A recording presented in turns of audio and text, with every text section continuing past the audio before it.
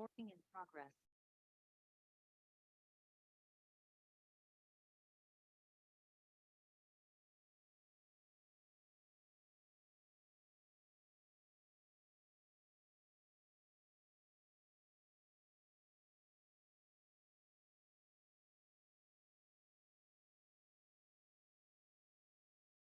Awesome. Hi everyone. I see people kind of trickling in.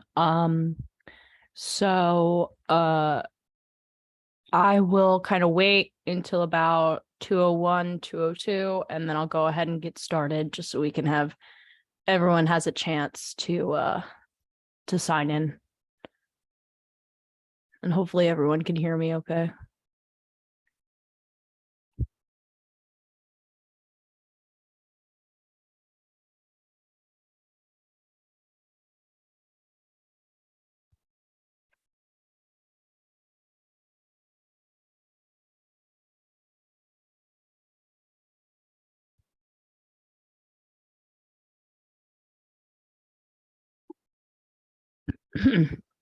Excuse me.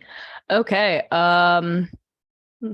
Looks like everyone seems to be in. Don't see anyone else trickling in. The first couple slides are just overview slides anyway, so even if someone does come in a little late, we're not getting to the content right away. Awesome. Let me go ahead and share my screen, and we will go ahead and get started.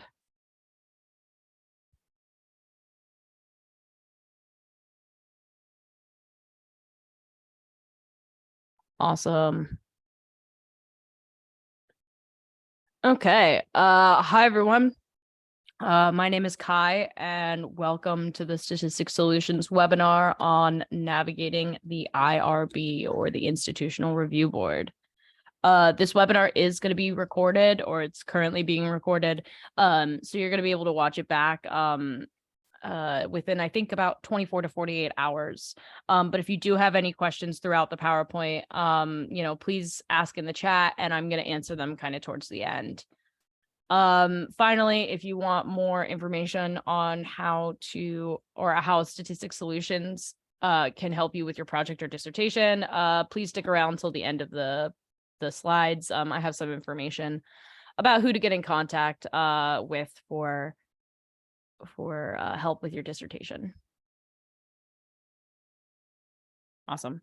So like I said, today we're going to be discussing the IRB. Just a quick little overview. We are going to talk about the histories and the ethical principles behind the IRB. We're going to talk about what exactly is the IRB. And then we're going to talk about three main important aspects of writing your IRB and what you should be taking into consideration when doing so. So those are privacy and confidentiality, informed consent, and assessing risks. And then finally, at the end, we're going to talk about the types of review categories that you could be placed into, and kind of the process for each. Cool. So to start it out, the Belmont Report is a foundational document. It's the foundational document for the current human subjects research testings, protections, and protocols in the United States today. So it was originally created in 1979 as a response to the many unethical practices that, fellow humans in the US and worldwide had kind of practiced research on each other. The Belmont Report kind of lays out three key ethical principles to follow when conducting this human research, or human subjects research, I'm sorry. So those things are respect for persons, beneficence, and justice. And we're going to get into what each of these ethical principles are and how they relate to your IRB in a second.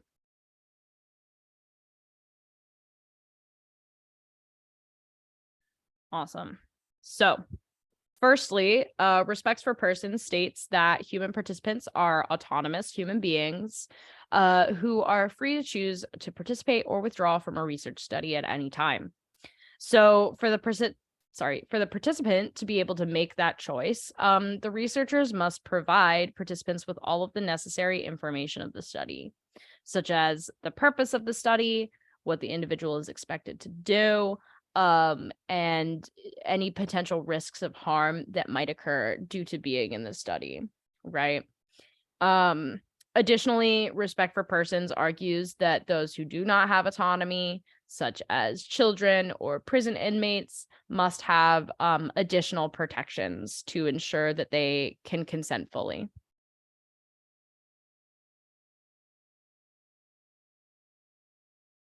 Awesome. Next is beneficence. And beneficence refers to the idea of harm reduction. So researchers should do their best to maximize the possible benefits of research while minimizing the potential risks involved. And so what this means is that the potential harm must be reasonable in comparison to the expected benefits of the information. Some common examples of risks of harm for human subject research is, psychological stress or embarrassment, or breaches of privacy or confidentiality. So a good example in terms of kind of balancing the harm versus benefits of the research. I talk about my thesis study for my master's a lot. So for my master's, I was going through my master's during the pandemic, which was a whole fun time to do that. And so I became really interested in studying misinformation and kind of how stressor timing specifically, so when we experience stress and how we experience stress, how that impacts people's susceptibility to these misinformation, pieces of misinformation. And one of the things that I had to do as a part of this study was I had to fully lie to people. So I showed them a scene. I showed them a scene of someone. It was a video that had broken up into kind of frame by frame, right? And so these people saw these frames of someone breaking into someone else's office and stealing money from their purse, right? And then afterwards, I introduced a stress, or depending on what group they were in, I then introduced kind of a stress test, right? And then I kind of had to fully lie to them and tell them that what they saw wasn't actually what they saw.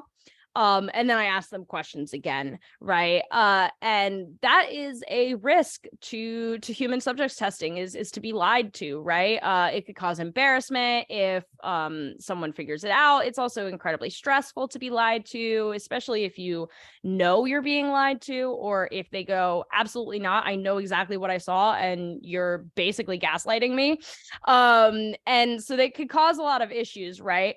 But it's important that with something like lying, it's not that bad, right? Like, I mean, ultimately, in terms of research, lying can be acceptable. And in this case, when we're looking for misinformation, lying is almost necessary. And so therefore, the benefits of learning about this misinformation is offset. Sorry, other way around. The risks of lying to someone is offset by the benefits of learning more about misinformation and how it can occur and how people can be susceptible to it. And then contrast that, right, with something like the Stanford prison experiment, which we all know and should know that to this day is not an ethical study, right? But pretend it was an ethical study. And we're looking at the benefits of possibly traumatizing these young participants just to learn about what someone might do in a prison scenario. So in that case, with the prison at Stanford experiment, you're looking at this beneficence and you're going, okay, it doesn't really seem like the harm that they endured is really that beneficial to learn. Another example of a past study that would never fly today is the Stanley Milgram shock experiment. Those participants were traumatized for months, and some of them needed like therapy afterwards. And so it's one of those things where it's is your study traumatizing your participants? And if you are, is there a really good reason that you're doing it? And so that's really what beneficence is. I kind of went on a long-winded rant about beneficence, but it is really important. Okay. Finally, sorry about that. Finally, the principle of justice argues that the burden of research should be equally distributed, and that certain populations should not endure the harm for others to benefit from. So this is similar to beneficence, except for just a tiny bit different, right? So many studies in the past have ignored this principle, and the most notable studies in recent years, or semi-recent years, I guess, is the Nazi experiments on those in concentration camps, and the U.S. government syphilis experiments with the African American community. These experiments were conducted on specific populations who were extremely unable to say no, while the effects of the knowledge learned have had impact on much larger populations, especially with syphilis. And the syphilis studies, they really let those people suffer to learn the effects of syphilis. And I guess now we know the effects of syphilis, but we had to let people suffer to do that. And that is just not an ethical thing to do, right? And so because of these studies and many others, researchers are discouraged from conducting research on convenient populations. So say students in their own classroom, or prison inmates, for example. These two, excuse me. These two populations of people don't necessarily have a way to say no. And if they do say no, they might not always feel comfortable that there isn't some sort of punishment that would go along. So, for example, students in their own classroom, they may be told you're allowed to say no, but unless they're specifically told this isn't going to affect your grade, they might not feel as though they can say no to participating in your study. So it's always important to kind of think about the population of our study, and are we making it so that the population of our study is enduring more than they need to be able to get these results, right? Awesome. So those are the 3 ethical principles that kind of found the IRB, but now let's talk about what exactly is the IRB. So the IRB, or Institutional Review Board, is an ethical committee in a particular institution or university. And they review research involving human participants and the ethical principles that we talked about before, as well as their own guidelines outlined by the institution or the university that they're working for. So each IRB board is going to be slightly different, but the core rules are going to remain the same. So committees, the IRB committee will either approve, reject, or require modifications for your proposed research studies, which we'll get into later. And the IRB can take a couple different rounds to go through, but as a whole, it's a fairly streamlined process, right? But ultimately, the point of the IRB is to review these human participant research or these human subjects research studies to make sure that they're ethical and that someone from a particular university isn't running a study that's unethical. Awesome. So when reviewing a research design, the IRB committee members consider many different ethical guidelines and rules. So one common rule in reviewing is that privacy and confidentiality of participants must be reasonably maintained. So what this means is that researchers have the obligation to give the participants control over what and how much information they share. So this is known as privacy, right? And as well as, the researcher has an obligation to also protect the information that they do disclose, which is known as confidentiality. So We're going to start with privacy, and then the next slide will be about confidentiality. So privacy, or having the control over the extent, timing, and circumstances one shares about themselves, can be breached in many ways. So one is through different research methods, such as observational studies, focus groups, and snowball sampling. Observational studies pose a threat to privacy if private information is gathered without the participants' consent or knowledge. So if they're, in an observational study and they don't know that they're in an observational study, you're just a student in a classroom and you don't know that there's a teacher behind a glass wall watching you, then you might be more inclined to say something that you normally wouldn't if you knew you were being observed, right? Which could pose a risk to privacy. On the other hand, focus groups cannot ensure privacy or confidentiality, since participants may talk about what was discussed after the study ends. Additionally, privacy invasions occur if the participant finds the study questions to be invasive. So questions about sensitive topics such as abuse, medication, or sexual behavior may serve to make participants uncomfortable. And studies that do include these types of questions should include a warning in the consent form, so that people know what they're getting into.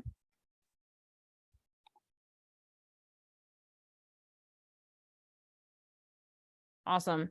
And so confidentiality, on the other hand, is defined as the treatment of information that an individual has disclosed with the expectation that it will not be divulged to others.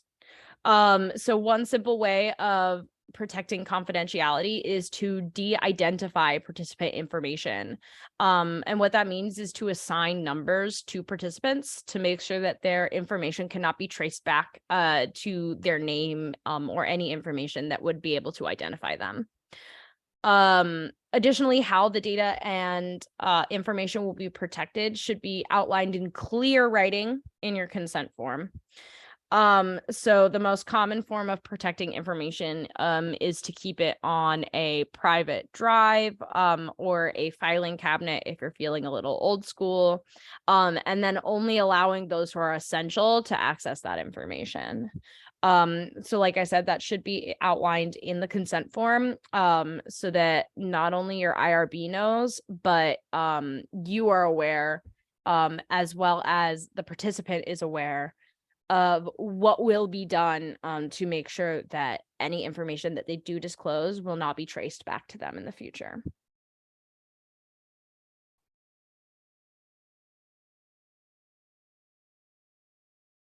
Awesome.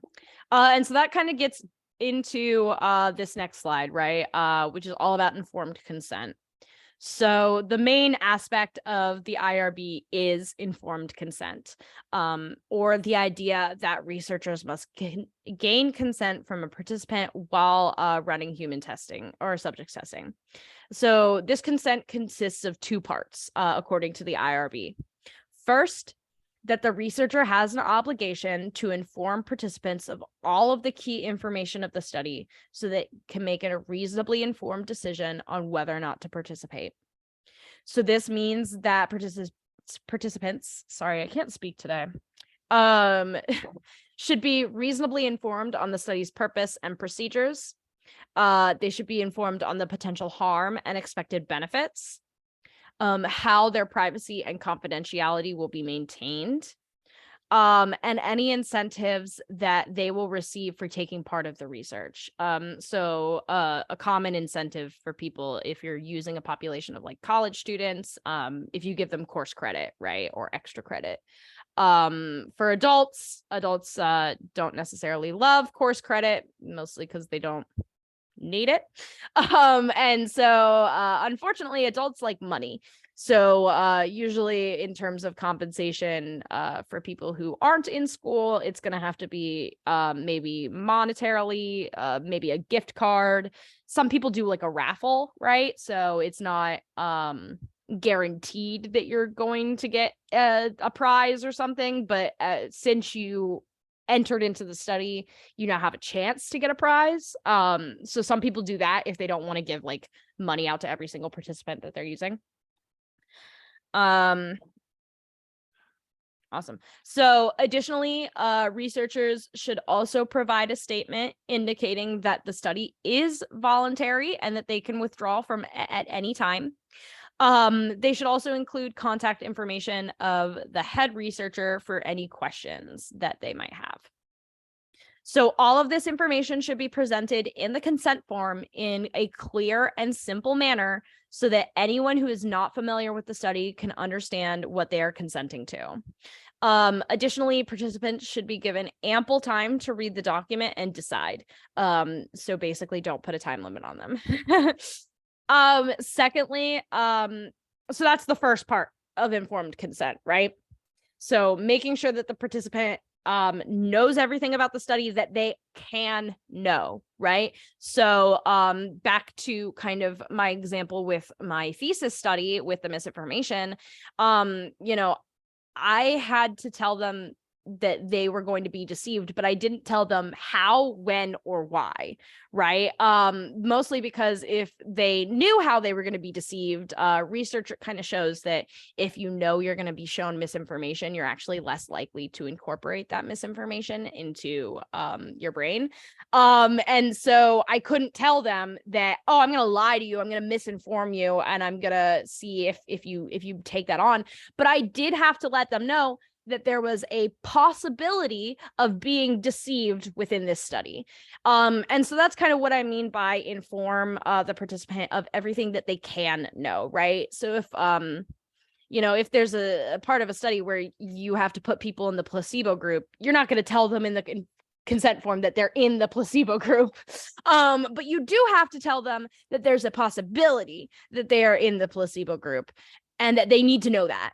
And that they need to know that this is what happens if you are in the placebo group. This is what could happen to you. And additionally, same with like an experimental group.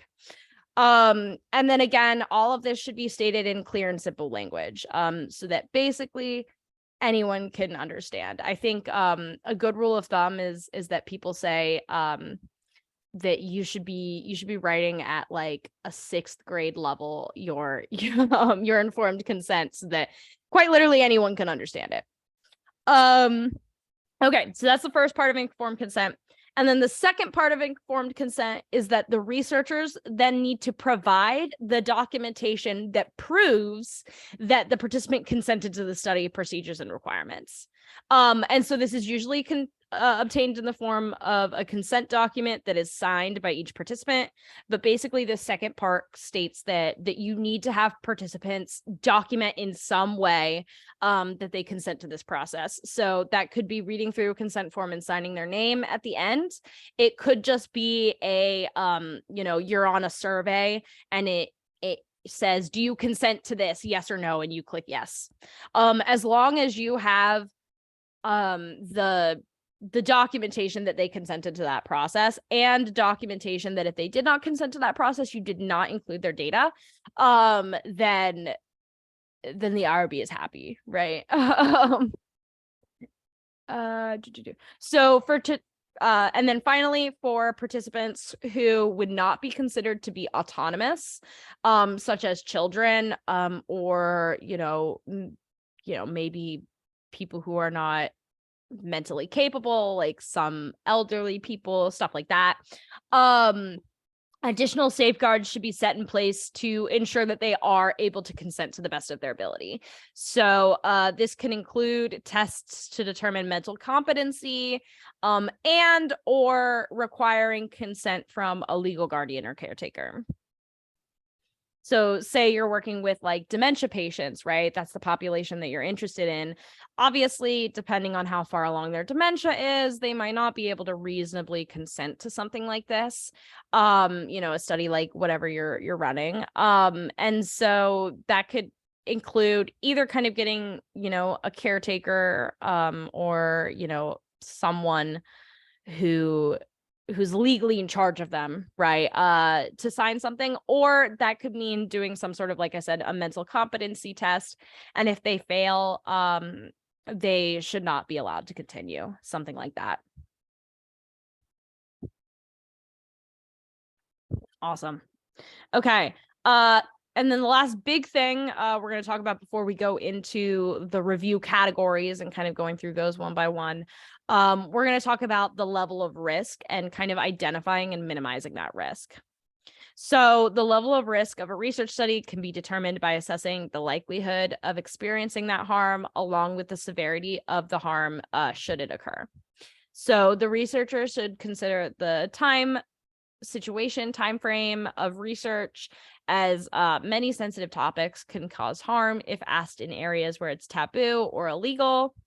A good example of this is like if your participants just went through a traumatic event, maybe you should give them a little bit of time to talk about it.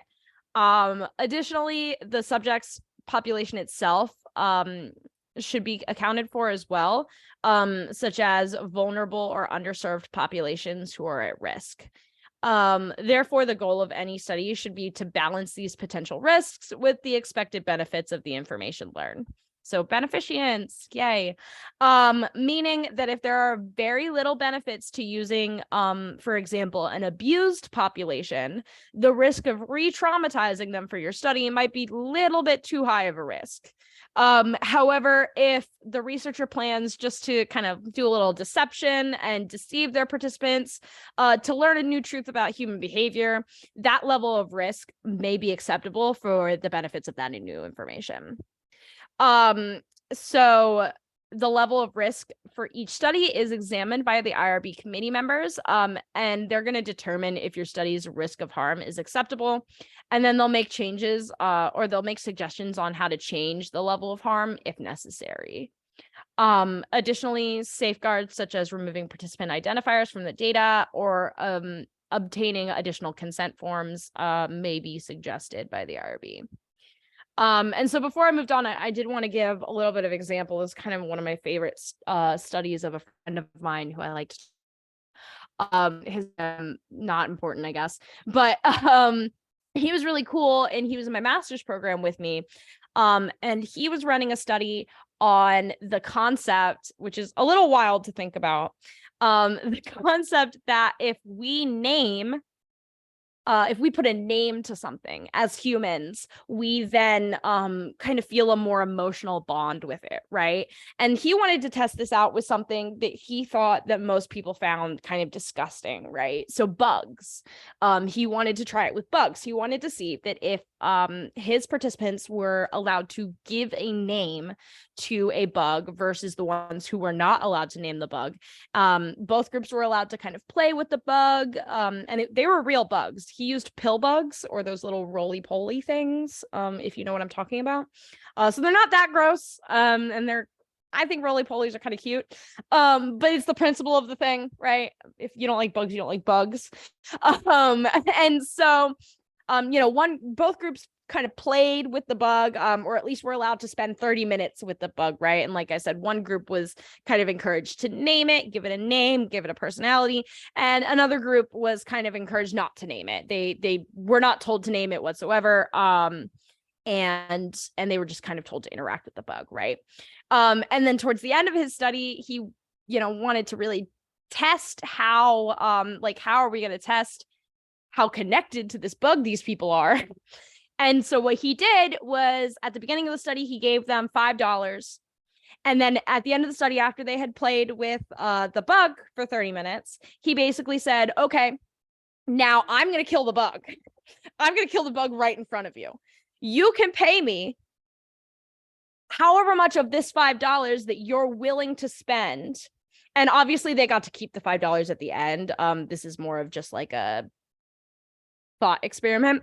And so he was like, how much of this $5 would you be willing to walk away from for me not to kill the bug, right?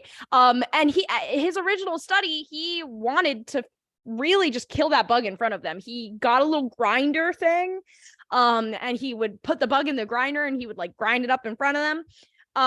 And to be honest, even I thought that was traumatizing, but the IRB definitely thought it was traumatizing, right? They are like, okay, cool study, but you're gonna make these people sob.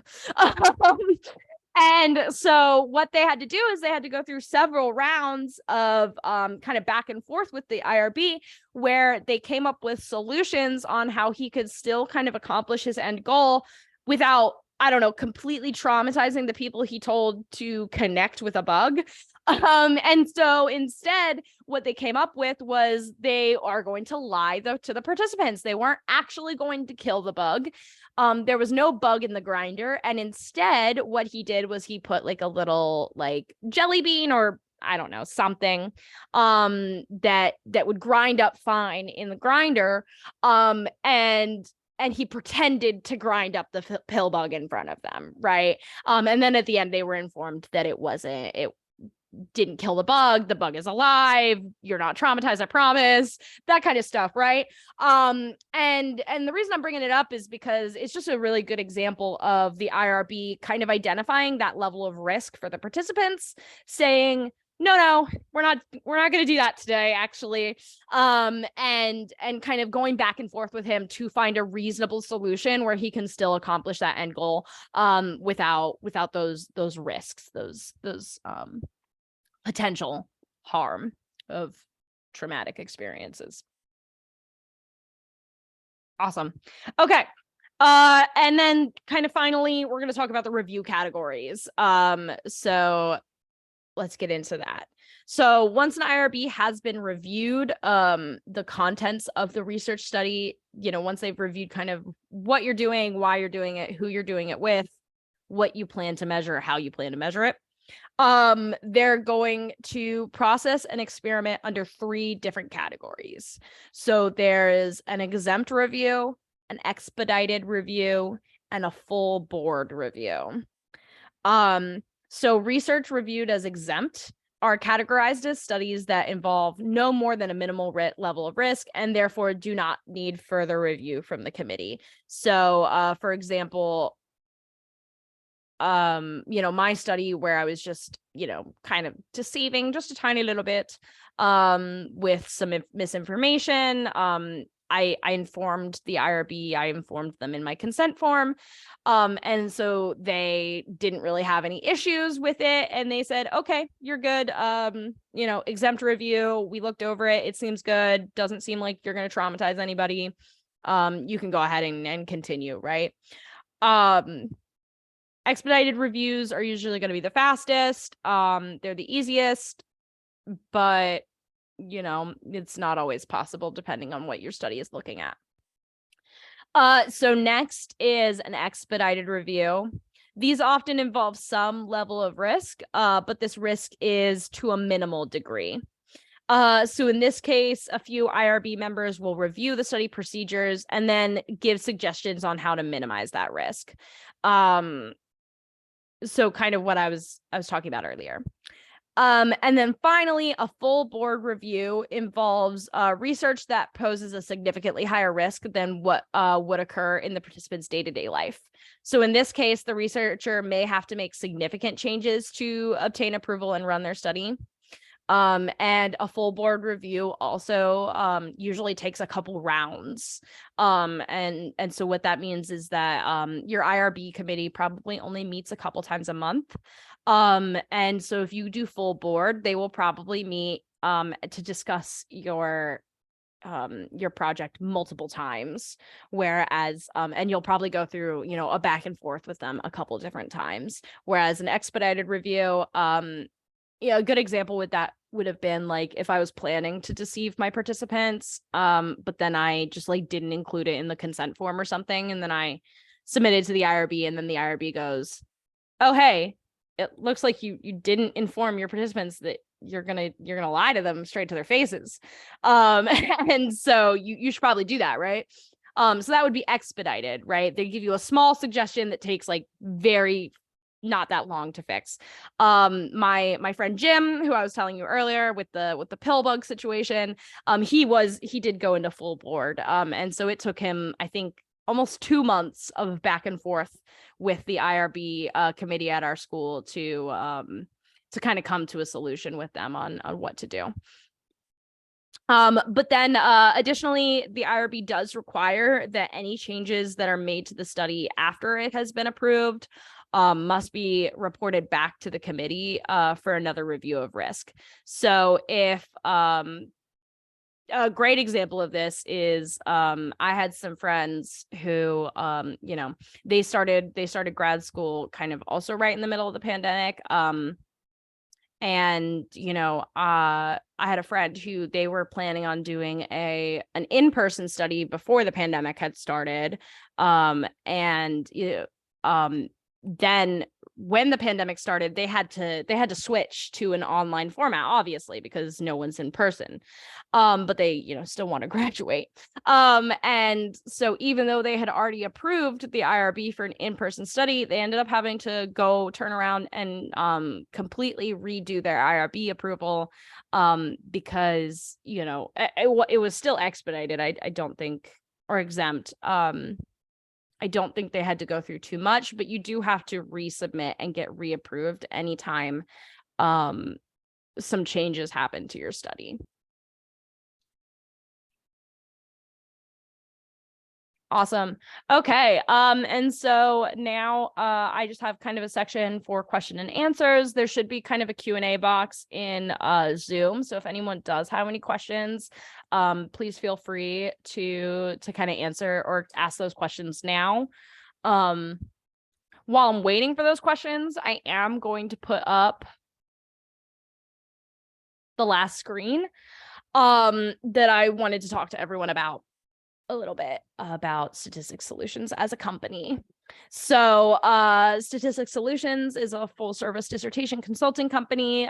We provide graduate students and professionals with timely editorial support for their dissertation and scholarly projects. So we help with everything under the sun. So if that includes, you know, chapter 1 through 5, you know, chapter 1, 2, and 3 will help you draft, and edit your chapters. Chapter 4, you know, you could do a full results with us where we run your results, do the write-up, and then kind of go back and forth with the client to talk about making sure that they understand what the results mean and all that fun stuff. You know, we do a chapter 5. We also do survey uploads, some survey creation, although I'm not a specialty in that. So I do know people who do that though. And, you know, survey uploads to SurveyMonkey, APA editing, committee feedback editing, all that fun stuff. We basically do everything. And so if you are interested in our services, we do have complimentary, so free 30-minute consultations Monday through Friday. And if you are interested, there's an email and phone number for y'all to write down. So I will keep that on the screen while I go ahead and answer some of these questions.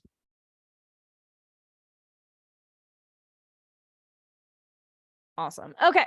So first question is in the actual chat from Amanda. So in your experience, are studies with threats to self-esteem automatically moved from exempt to expedited? Yeah. So yeah. If you are threatening their self-esteem, like a good example is I had a friend who did a narcissism study, and she was looking at basically when narcissists and clinical narcissists, not just someone you call a narcissist, when clinical narcissists, when their self-esteem is harmed, you know, they tend to like lash out and you know, I don't remember exactly what her dependent variable was, but her independent variable was kind of taking a little hit to their self-esteem, and lying to them a little bit, and she was under expedited, I believe. I don't believe she was under a full board review because she was able to argue that the benefits of that research you know, outweighed the risk of possibly taking a chunk to their self-esteem. So it really just depends on kind of what exactly you're looking for, what your dependent variable is, and if you can successfully argue that, you know, this risk of maybe taking a little chunk out of their self-esteem is worth it, right? Another thing that you could do in that kind of situation is offer therapy to participants afterwards, or at least resources on where to find free therapy, or free counseling after this. So, if you are kind of threatening their self-esteem, and put in the consent form, like, please, let us know if you have lasting effects to this, or maybe even have a debrief afterwards where you specifically let them know to their face that, okay, you said, is poor performance in educational setting thought a threat to self-esteem? No, so that depends, right? So is poor performance in educational setting thought to be a threat to self-esteem? Not necessarily, right? So for the example I was telling you was with the narcissism study, she straight up was like kind of mean to them a little bit, where she kind of told them specifically, she did some sort of test, and then for every answer to the test, she said that they got it wrong even if they got it right.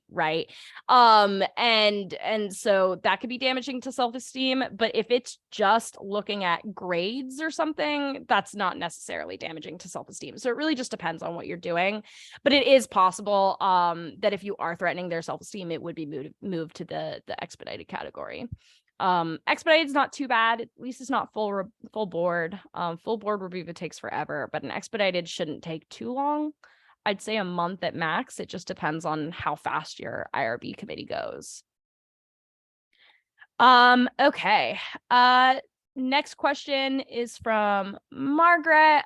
Sometimes students don't have enough to fund, to conduct a study. And if managed to conduct, they fail to meet the third principle of justice on the distribution of risks and benefits. What do you do with this? So yeah, that's hard, right? But that's what the IRB is for. They're not going to let you get through your study without having those 3 ethical principles at the very least kind of satisfied. So for example, if you are looking for like specific populations, say you are looking at an abused population and you don't want to look at anyone who hasn't been abused. Again, as long as you kind of have a good reason, a sound reason to be looking at that specific population of people, the IRB is usually okay with it. The problems lie with, like, if you're choosing a specific group of people, say an abused population, and then like traumatizing them or making them go through something stressful that other groups wouldn't go through.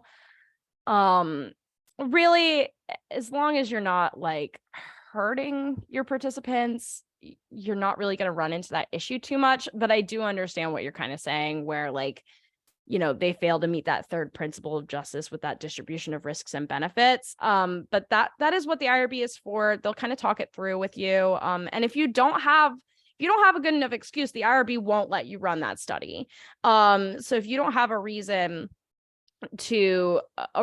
good reason to be using that abused population, or that population of specifically 8th grade students or something like that, right? Then they're probably not going to let you do it. So it really just depends. And that kind of sucks as an answer for the IRB, but unfortunately that's kind of most of the answers you're going to get about the IRB, is that it just depends, because it is fully based on what your study is specifically doing, how you can justify these things, and kind of so on and so forth. Awesome. It doesn't look like there's any other questions in the chat right now, but I will give it like 1 more minute so that anyone who does want to ask a question, they have a chance to.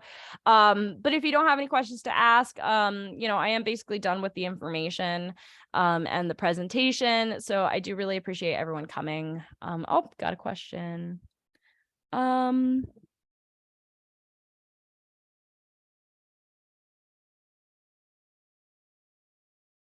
Okay, got a question that says, I was failed to get confidence of the people for data collection who were non-cooperative due to no research background or lack of awareness.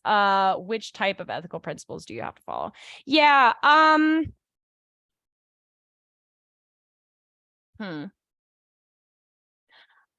Yeah. So in terms of ethical principles, I mean, you do have to follow all of them, right? But if you're asking like what that falls under, I guess I again, it really just depends. So if you mean that like your participants had to have research background or lack or an awareness of what was going on, that's probably respect for persons, in the sense that what you seem like you're asking from that question is kind of about consent, right? So we are understanding that these are autonomous human beings. If they don't understand what's going on in the study, they can't possibly consent to the study, if that makes any sense. So if they have like a lack of awareness, or no research background and they really don't understand what's going on, that really is a respect for persons kind of thing. And it can really just be fixed by a consent form, right? So as long as you have a consent form, and these people are able to reasonably read the consent form and say yes or no, you shouldn't really have a problem with that kind of stuff.